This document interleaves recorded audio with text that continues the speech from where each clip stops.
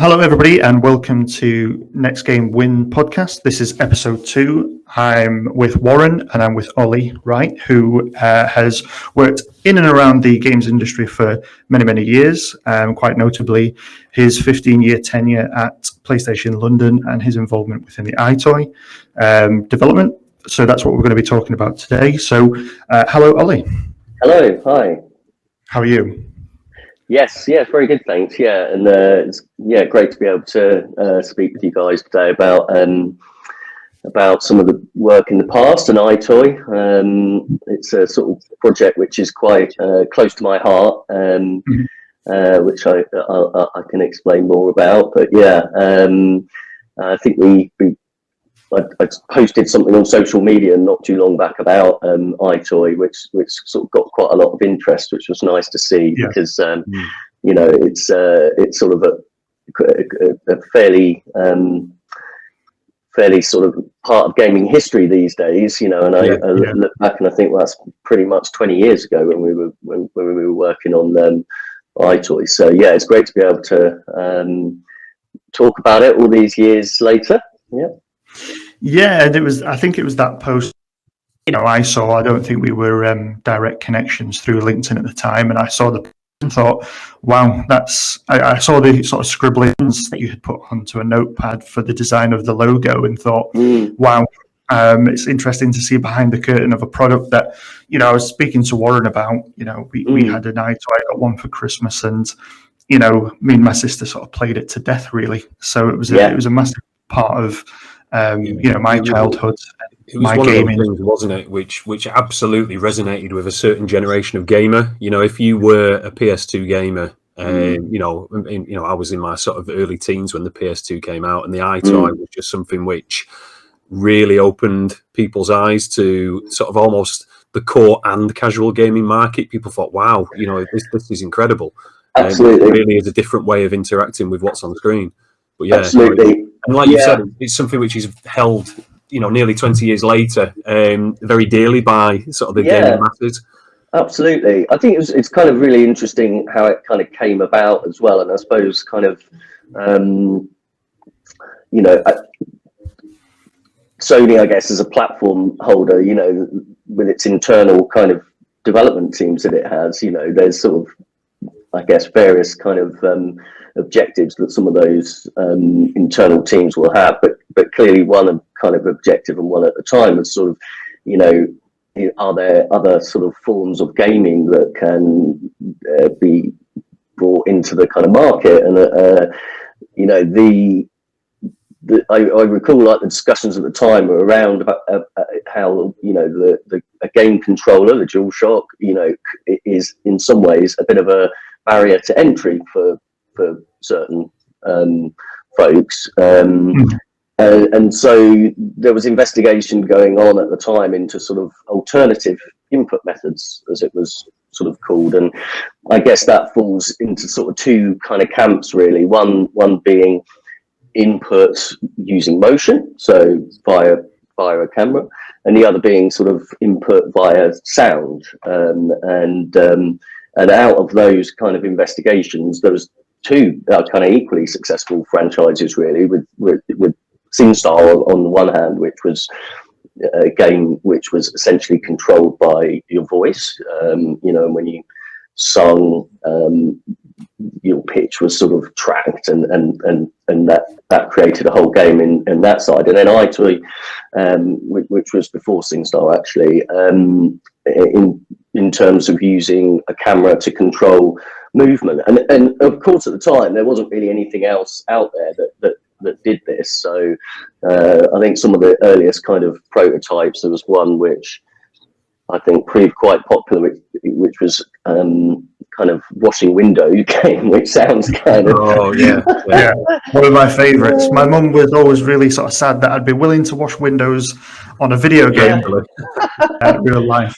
Yeah, I mean, who would think that sort of washing windows as a game would be that much fun? But so it was I guess maybe a bit of a risk was taken or was able to be taken on, you know, can we try and make a game out of this technology? I think the technology was developed by a chap called Richard Marks over in the US, but it was the London-based team that were quite keen to sort of see if we can actually get a product out into the market, which would, as I say, kind of appeal outside of the normal people who might play games. So yeah, my own sort of role on it started. I was a sort of I joined. It was my first job out of university as a junior graphic designer at Sony. And I think it was about a year in when the sort of iToy project came along.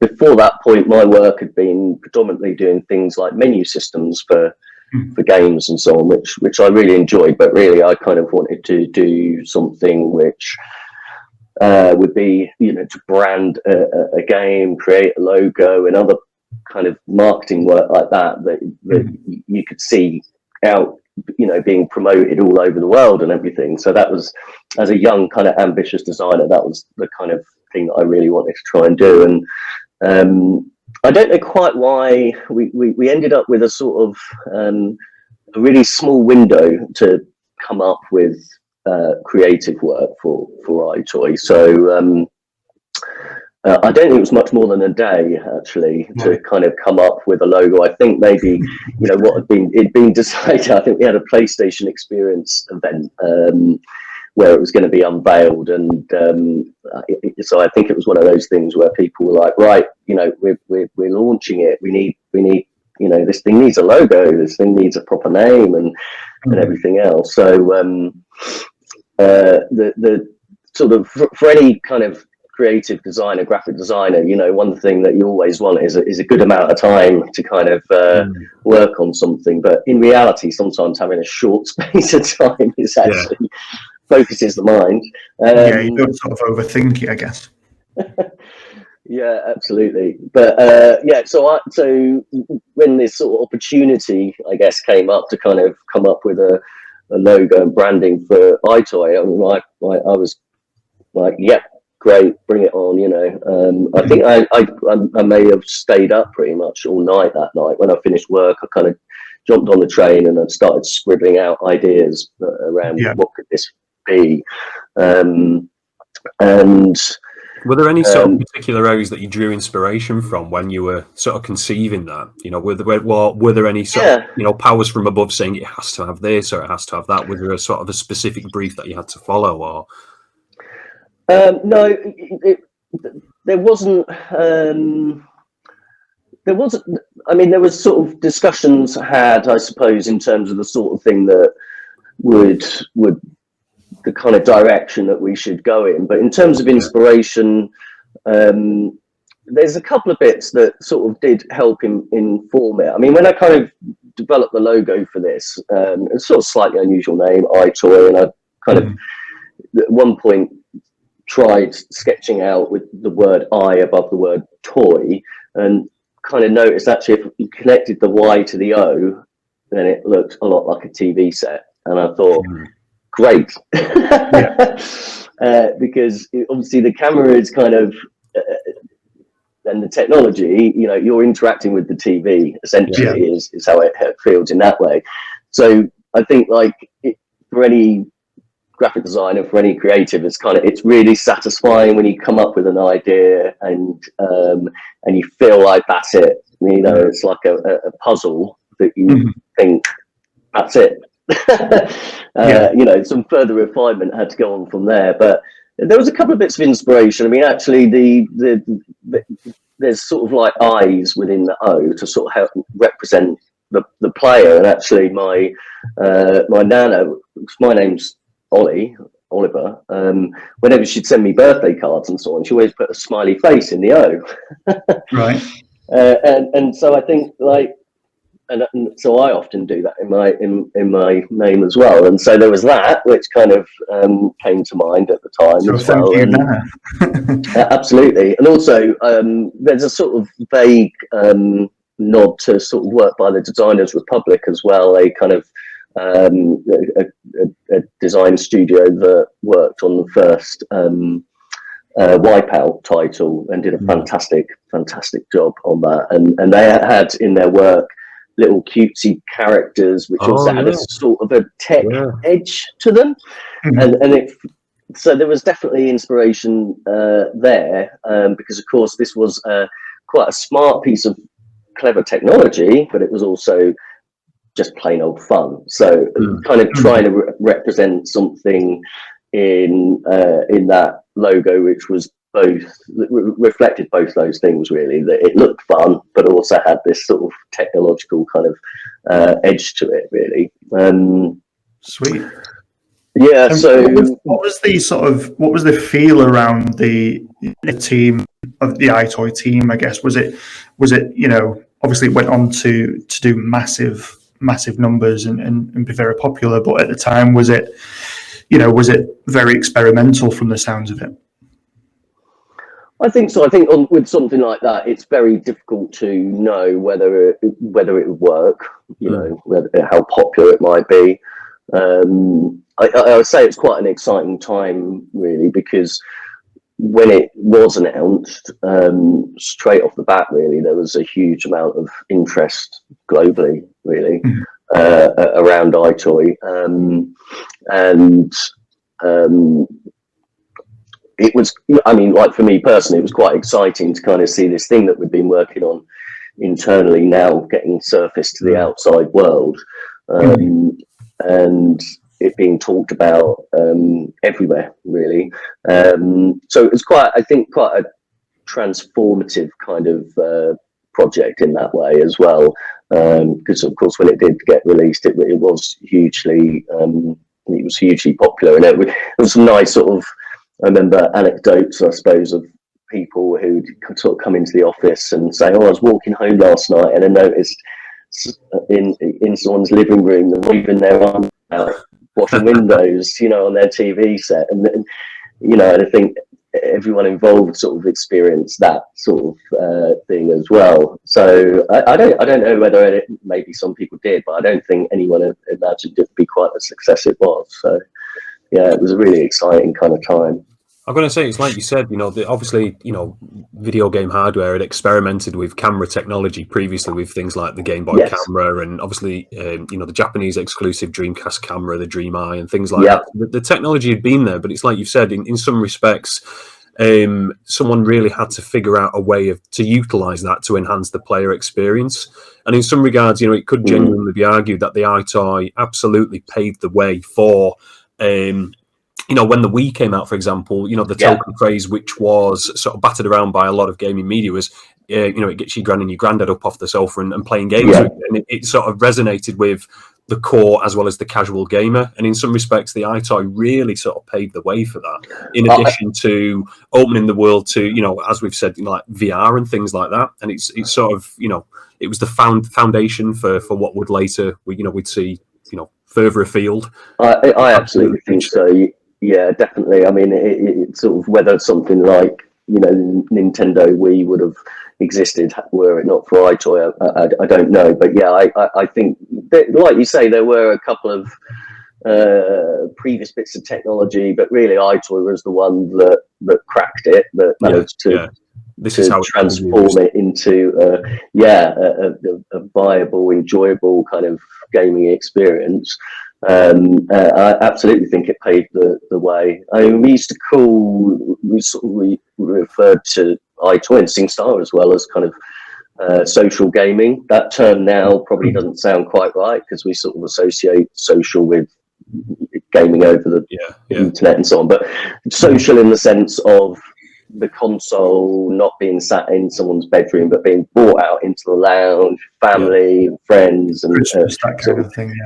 Exactly, and I think both those titles, they really set a future in social gaming. But you mentioned VR as well, sort of other technological kind of advances and that are possible on game consoles as well. I was going to say, because obviously, from the iToy onwards, the PS3, the PS4, the PS5, and indeed the PSP and the Vita all featured camera technology. And so, you know, it in some regards, it did become a staple of the PlayStation brand, and obviously with the PS4 and the PS5, camera technology is there, you know, to sign in and things like that. But at their core, they are a key component of, you know, this new technology, this VR technology, and they've become, you know, so integral to that as an experience. And again, you know, it could absolutely be argued that without iToy, you know, dipping into those waters, would we have seen that natural sort of technological progression? Obviously, you know, there's other things such as the Kinect, which in some regards, you know, try to take a slightly different direction with it and try to enhance on that technology even further. But yeah, absolutely, in terms of sort of paving the way, it's one of those sort of key gaming moments, which, as we've already said, from a technological perspective, paved the way. But at the same time, it also resonated and is still fondly remembered by sort of a certain demographic where they think, yeah, you know, I remember washing windows, you know, with my mum and dad in the living room. And it's one of those things that, you know, is remembered so fondly. It's funny what you said a minute ago about, obviously, you know, sort of social gaming and sort of engaging the casual gamer. Paul was speaking about this briefly, and I came across a quote from Phil Harrison, who I believe at the time was the what was he, the vice president of, I think the vice president. Yeah. And there was a fantastic quote with him with a recent interview with Retro Gamer when he was talking about the iToy, and he said he'd seen that when a non-gamer or a casual gamer was handed a traditional games controller, they looked at it as if it was a grenade with the pin pulled out. But with the iToy, you know, was so incredibly proud of the team behind the iToy, because they absolutely opened the doors to the masses in terms of, like you've said, knocking down any sort of barrier to engagement. And they said, well, actually, you know, I want to play this. You know, anyone can stand in front of a camera and sort of engage by sort of, you know, using motions or their voice or using different colours and things like that. And it's, like we've said, it's one of those things which, you know, went on to prove very, very popular for both Sony and indeed sort of Nintendo with the Wii, and obviously the Xbox with Kinect. It's a technology which clearly resonated with the gaming public. Definitely. And I think, you know, I mean, you mentioned Phil Harrison, and I think, you know, he really is key component in its success, really. I think, you know, with any kind of project like that as well, the kind of need for backing and support from those, you know, from senior management and so on is so important to it. And you know, I mentioned sort of my work on there, and ultimately those decisions, that, you know, the logo that went through, and I also worked on the physical design of the camera itself. You know, all those things would ultimately be down to Phil to kind of give the you know, thumbs up or thumbs down for. But but yeah, you know, I think it certainly helped by having really good, strong internal support as well, to make sure that everyone had the kind of resources that they needed to kind of to pull off what we knew could be a big success. Absolutely. Cool. I know that it was obviously, as you mentioned, you know, 20 years ago now, but when you look around the industry now, you know, where are you seeing things that excite you inside the sort of design space? Is it, you know, people like Nintendo with is it the Ring Fit, I think it's called? You know, these are, it seems to be PlayStation that are pushing real sort of innovative products that are around, not just picking up a controller. So I'm interested to hear what you think is exciting. Yeah. I mean, I think there's always going to be a place for these kind of innovations as well. And I think, you know, we mentioned, you know, how the iToy and SingStar as well came out of the sort of development studio based in London there, and then that team, you know, has got a really long history in kind of looking at different forms of technology and so on, and how they can work in gaming. I guess the sort of things that you know, well, there's two sort of sides to the coin, I suppose, for me. One is things like hardware innovation, which is sort of fascinating to see and difficult to keep up with sometimes as well, in terms of like what's out there and what's coming up next. You know, there's a lot more kind of things on the market than it used to be. And also, you know, my other sort of area of passion is where design feeds in, you know, to other parts of game products and branding and the way that games are marketed and so on as well. And I think, you know, that's quite a fascinating area for me as well, because it was something that when I first started at Sony, I think, you know, it's fair to say that in general in the gaming industry that it was probably lagging a bit behind other areas of entertainment in terms of the quality of kind of creative work that went on. I don't mean that about Sony, I mean the games industry as a whole, in comparison to maybe the music industry or, you know, books and film and so on. The kind of great creative work was often sort of lacking, and so from my perspective, it's kind of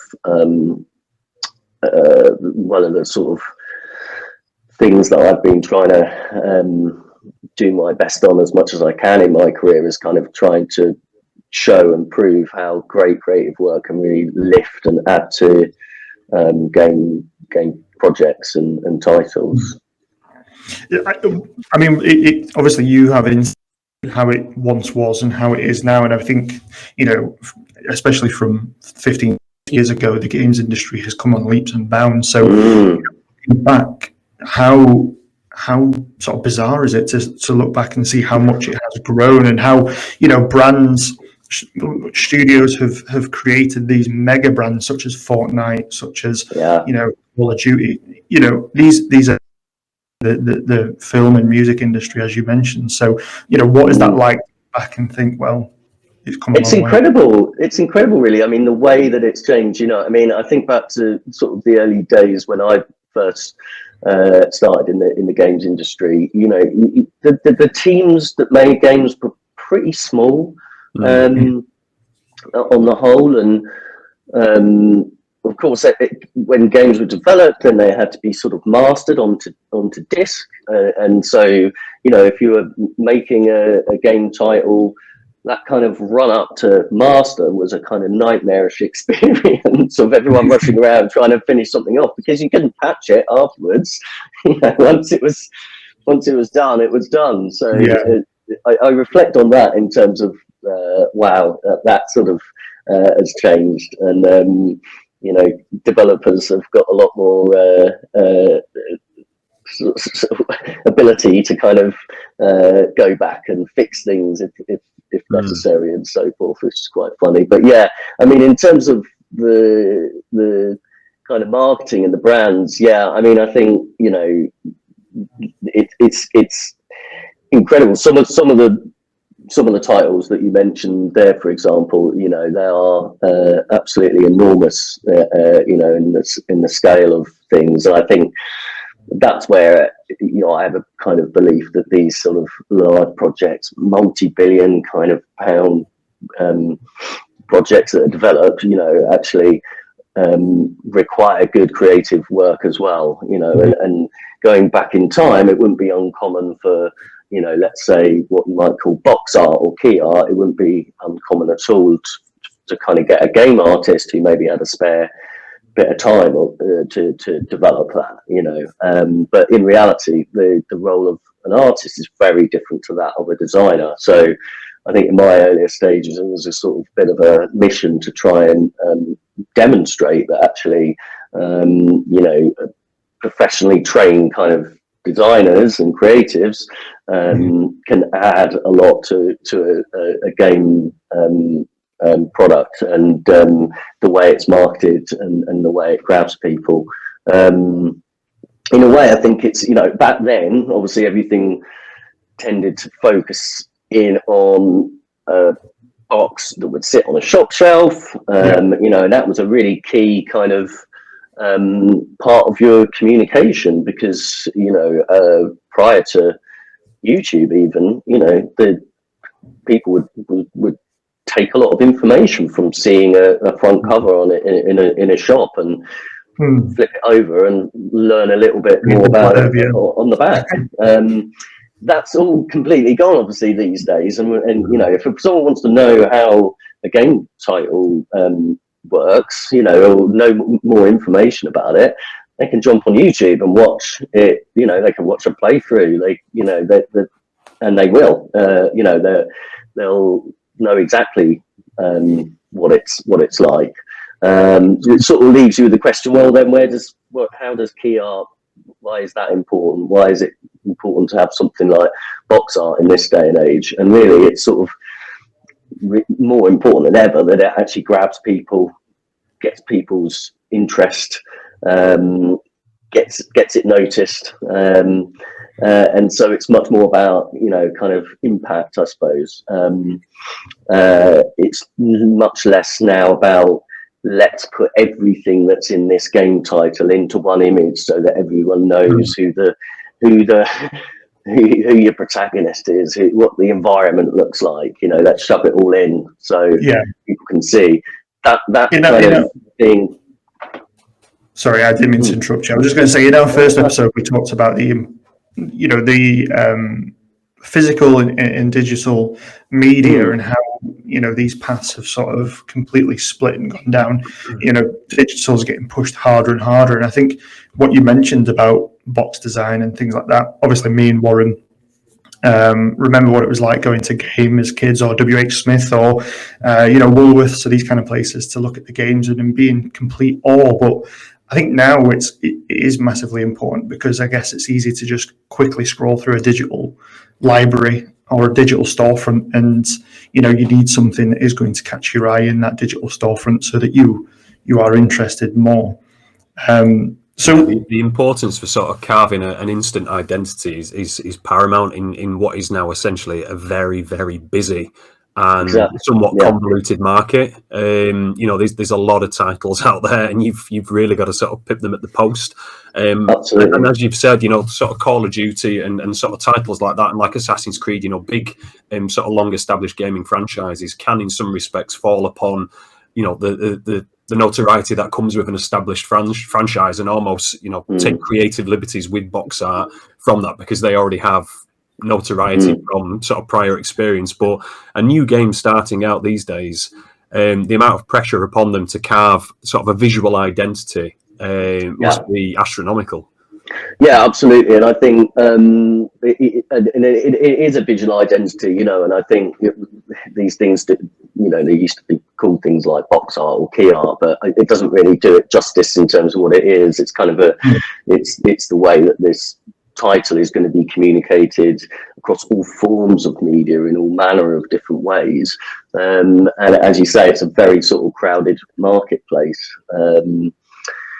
What sort of works well for one title might not work so well for another. Like there are, you know, I mean, I mentioned the kind of traditional, we used to sometimes call it like game in a frame, where you kind of get all aspects of the game and chuck it together, and there you go. In some respects that works for some titles, but for others, it's just visual noise in a crowded sort of marketplace that doesn't have anything to sort of particularly resonate and be recognizable in people's minds. I mean, there's one project that springs to mind for me, which was Resistance 3, which we developed out of our team, and I don't know if you might possibly recall it, but it was sort of this didn't feature any game characters. Wasn't it, with the title of it was quite minimalist, but it was quite stark in its message. Yeah, it was very minimalist, and we sort of hired the super talented designer Olly to create this, and it's kind of like a graphic. It's more like something you see on a poster or on a T-shirt or something like that, and it's kind of the chimera species skull with the New York skyline. But what I think was really interesting on that one is actually, you know, that was a franchise that was a few in, and maybe you could, you know, like any franchise that's a few in could do with something to kind of get it noticed again in the minds of all the people that play that title, and with others as well. And I think it really did that. You know, it frequently appears in kind of lists of top 10 box art of all time and things like that. And I love the fact that it doesn't contain any actual sort of renders of game characters or the environment or anything else. And it was interesting how well it was received as well. And I think there's a lesson in that, which is, you know, for people like myself as creatives, is kind of, we don't need to sort of dumb down the gaming audience. Actually, they enjoy something that is a different take, that doesn't sort of an element of intrigue to it, isn't there? There's it sort of almost makes you think, well, actually, I on the strength of that image alone, I want to know more. It's sort of, I want to know the justification behind this. I want to know what these images mean. And it sort of leaves the player asking more questions in a positive manner. Not to bamboozle or confuse. It's there purely to fuel that sense of intrigue and interest. And it's interesting. It's interesting though. So you mentioned that one, which was a PlayStation title, but is there any particular, just to take a bit of a left turn, but is there any particular box art that stands out that you sort of, that you think, wow, that stood out? Because I'm sure that we all have favorite, box arts. I mean, Grand Theft Auto is one of them for me, which is just such an iconic image in my mind, of Vice City as well, which were two titles that I used to play. But I'm interested. I don't know. My mind springs to not one of mine, but it was for Ico. Which this is actually quite an old title, but the key art for Europe was essentially a rather beautiful kind of painting.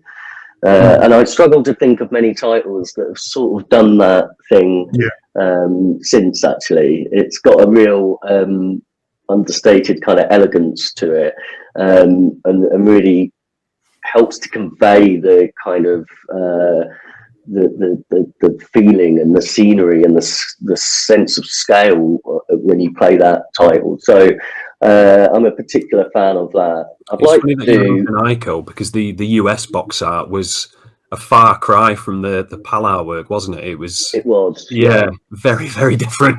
It took a sort of more, shall we say, action orientated kind of I've seen it on quite a few polls for a variety of reasons, but it's very different from the European artwork, because, as you said, the European artwork is gorgeous. It's absolutely beautiful. Yeah, it is beautiful, and I mean, I'd like to be able to do a project at some point that is purely typographic, so no visuals at all, just typography.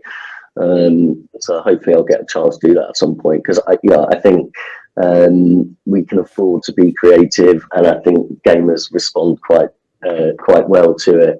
I think, just going back to iToy, because there's an interesting point, I guess, as well, in terms of when you produce these kind of bits of work, and which is actually seeing it out there in the wild. And as a sort of creative designer, I mean, iToy was actually my first sort of branding project, my first kind of piece of work that got approved and went out. And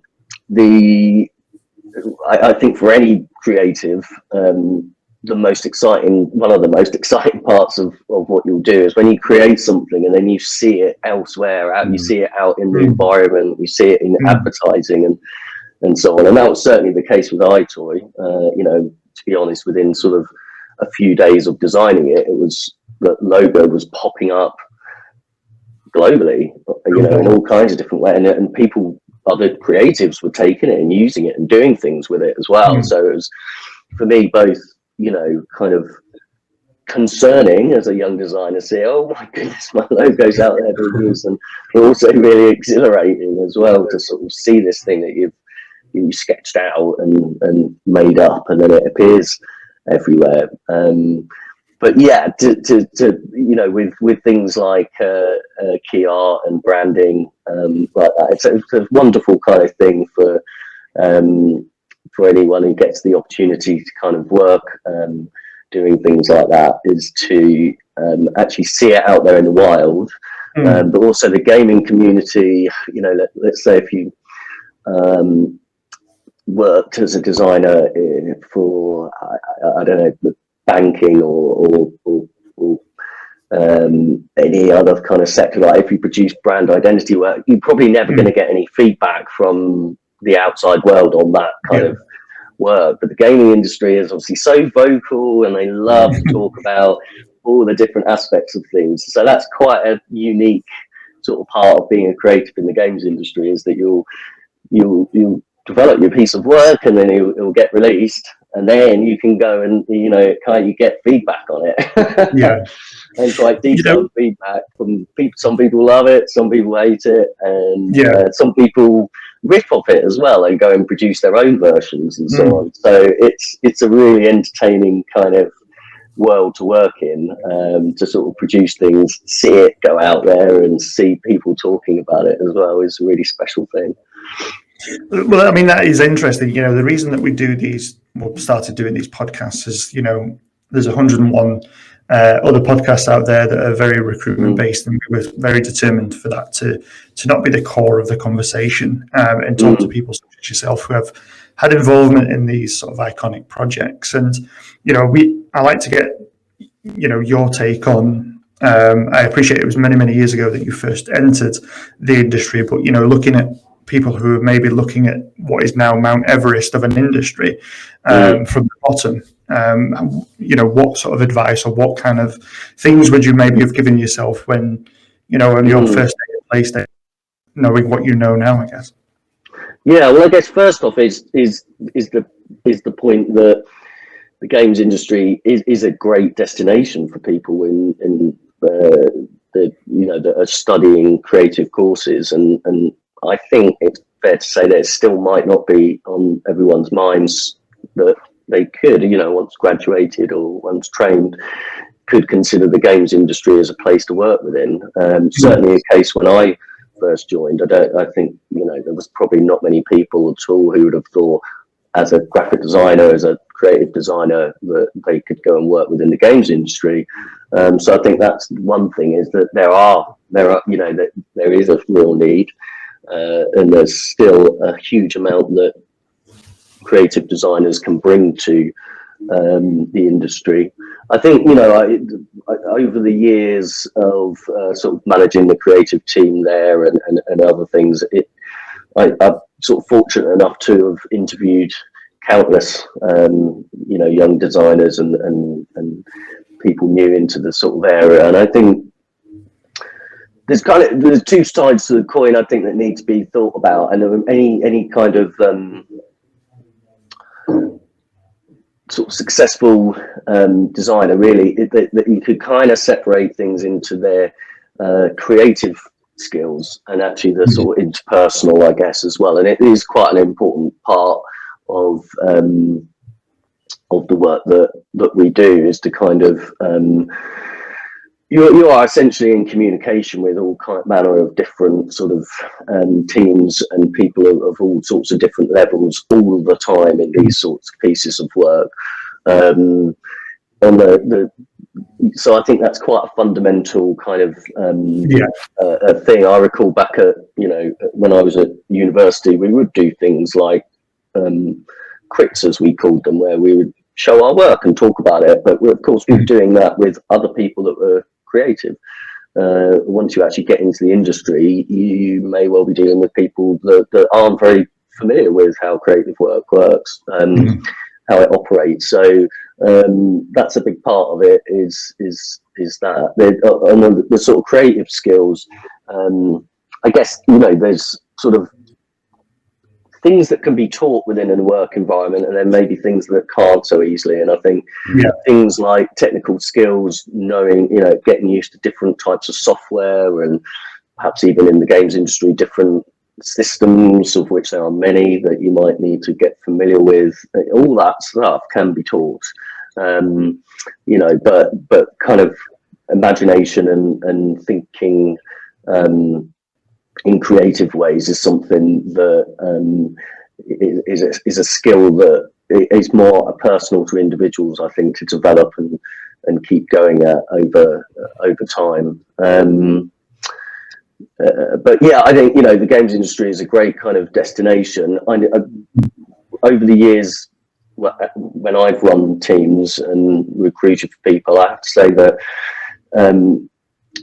the sort of requirement, if you like, to be a gamer and know a lot about games is not something that I put hugely high on the list. In fact, there have been people who've worked within teams that I've been in that are not really gamers.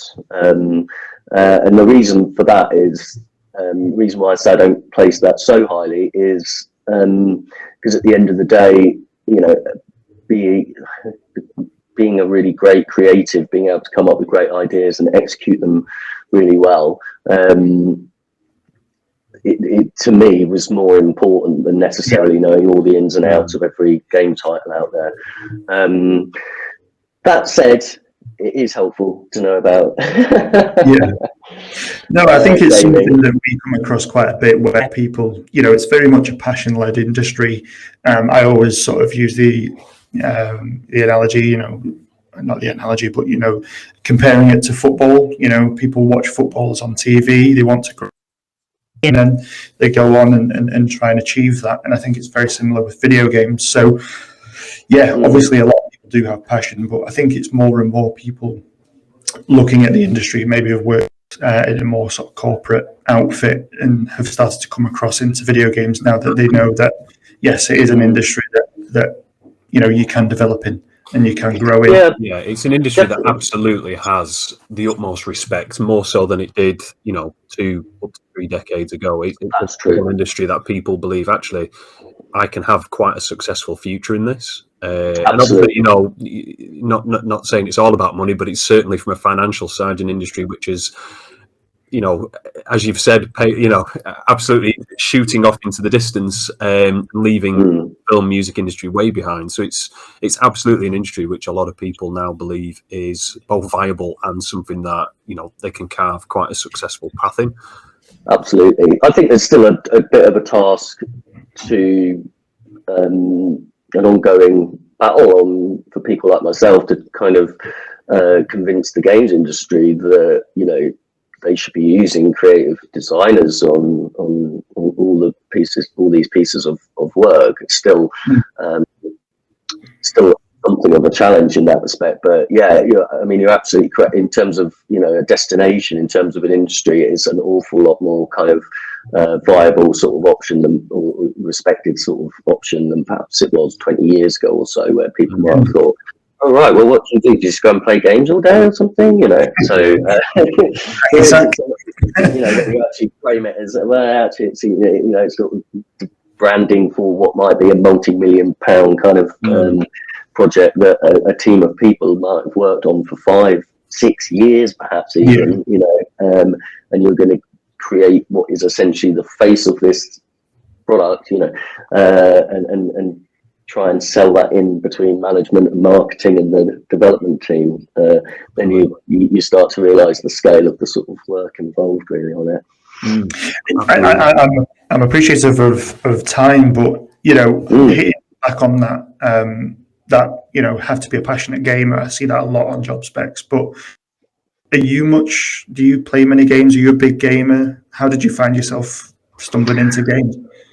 Yeah, I mean, well, I've always been a lifelong gamer, you know. I mean, being a child of the 80s, you know, I was able to sort of, I remember Pong, seeing that and playing that, and grew up with an Acorn Electron, and you know, when we talk about key art, it's kind of interesting there, isn't it? Like some of those game titles back then, you'd have, you know, spaceships, airbrushed kind of planets and explosions, and then when it came to the game itself, it was just a kind of pixel bobbing around on the screen. You had to use your imagination a bit more. But yeah, so I was massive.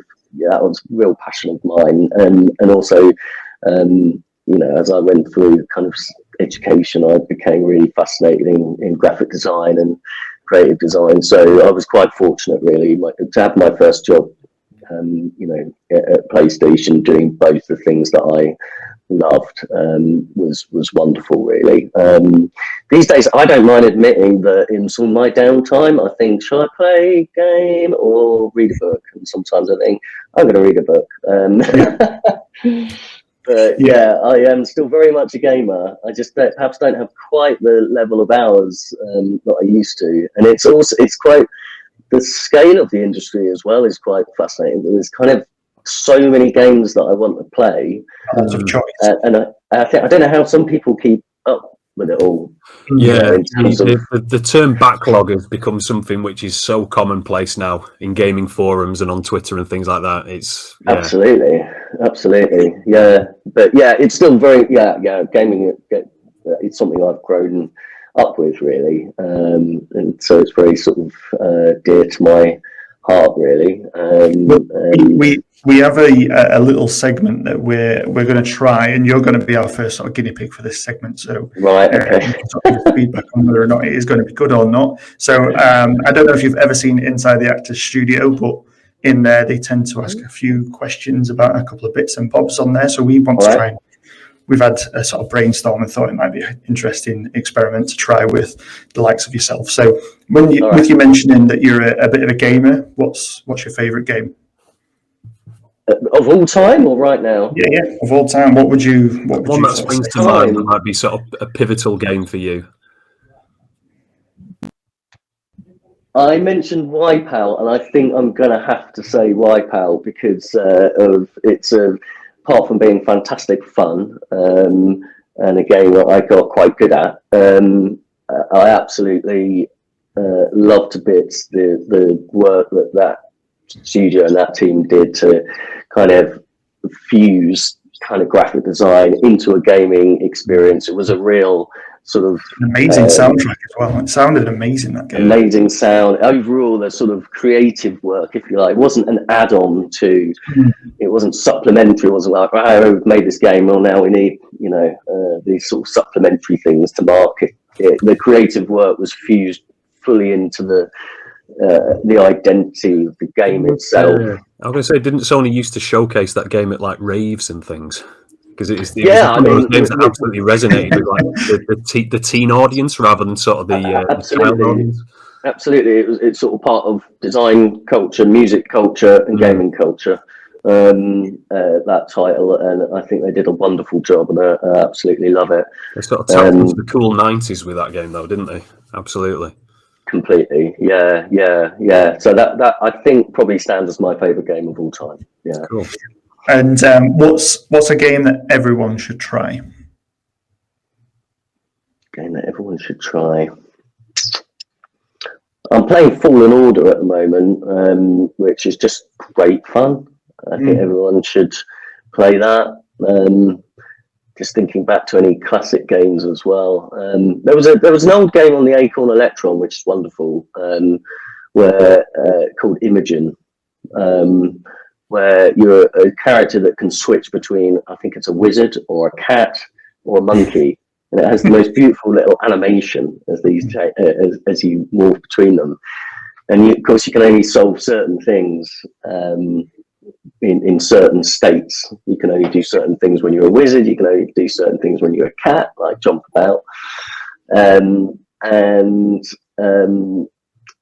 think it's just a masterpiece in terms of like an enjoyable game experience and a clever little bit of game design making it. So I think that feels to me like an essential kind of a game to check out.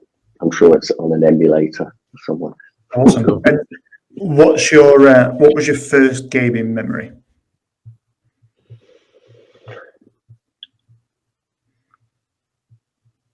It might be, it's probably Elite, I think, which was cool. Yeah, and I think one of the reasons I remember it so well was that I couldn't really play it very well, and I think you had to kind of like on the original, you had to kind of dock into a spaceship, I think, and I think I played it. Obviously, I was quite a young kid, really, and I just kept playing and playing and playing and couldn't do it, and losing and losing and losing and losing. And of course, then you couldn't go and check on the internet to find out what you were doing wrong, until I managed to figure it out. And then it was such an amazing kind of experience of sort of playing this. It's kind of a vast kind of experience of the game, really. So yeah, that one always sticks out. Sort of spending hours of an evening getting things wrong on Elite. Cool. No, it sounds difficult. I've never played it. It did sound difficult though. But finally, what within the games industry has got you excited at the moment? I mean, I haven't got my hand on a PS5 just yet. I believe that they're a bit tricky to get a hold of right now. Some people might have found, but yeah, I mean, this next generation of consoles and you know, the kind of the level that they're at now is something that I find a bit incomprehensible to compared to how it used to be, and just how wonderful the experiences are, really.